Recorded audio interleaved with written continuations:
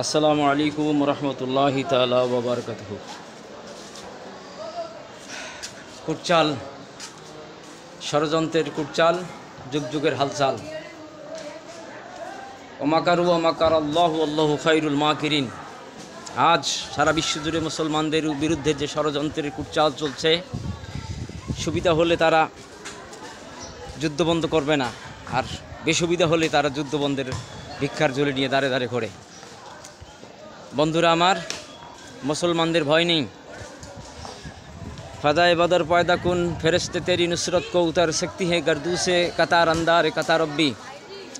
আল্লাহ তাআলা বদরের প্রান্তরে মুসলমানদের বিজয় দান করেছেন। কাতারে কাতারে আসমান থেকে ফেরেশতা নাজিল করে দিয়ে যে মুসলমানদের সৈন্য সংখ্যা ছিল কম, নিরস্ত্র সেই মুসলমানদের বিজয় দান করেছেন।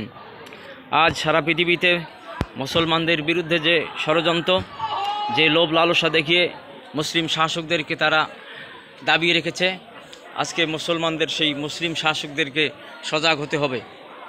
মুসলিম শাসকদেরকে আজকে যদি তারা সচেতন না হয়, সজাগ না হয়, তারা যদি আল্লাহর প্রতি তাওয়াক্কুল ভরসা না রাখে, তাহলে আমাদের বড় বেশি ক্ষতি হবে, বড় বেশি পরাজয় হবে।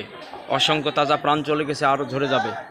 সেজন্যে সমস্ত বাতিল শক্তির, তাগুতি শক্তির, কুফরি শক্তির বিরুদ্ধে মুসলমানদেরকে আল্লাহর প্রতি ভরসা রেখে, আল্লাহর প্রতি তাওয়াক্কুল রেখে, এলেম, জ্ঞান, তাকওয়া এসব দিয়ে আজকে গবেষণা করতে হবে পদক্ষেপ কখন কোনটা কী নিতে হবে।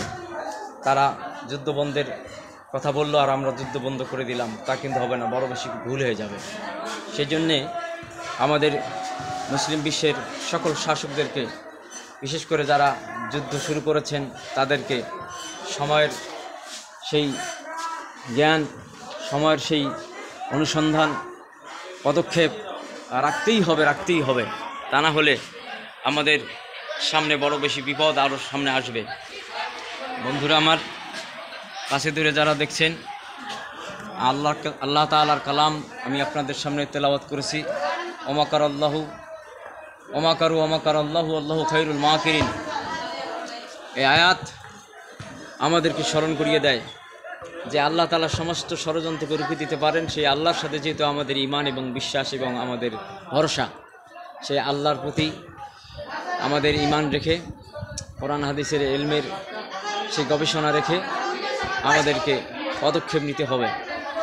বিশেষ করে আমরা যারা অসহায় মুসলিম বিশ্বের, সে অসহায় মুসলমানদেরকে আজকে মুসলিম শাসকদের জন্য, মুসলমান মানবতার জন্য, বিশ্ব মানবতার জন্য আমাদেরকে আল্লাহর কাছে নামাজ পড়ে প্রতি মুহূর্তে আমাদেরকে নফল বন্দেগী করে, এমনকি রোজা রেখে আল্লাহর কাছে দোয়া কামনা করতে হবে, যাতে আমরা সকল ষড়যন্ত্রকে নস্যাৎ করে দিয়ে মুসলিম বিশ্বের হৃত গৌরবকে উদ্ধার করতে পারি। আমরা দিকে দিকে ইসলামের কলেমার পতাকা উড্ডীন করতে পারি।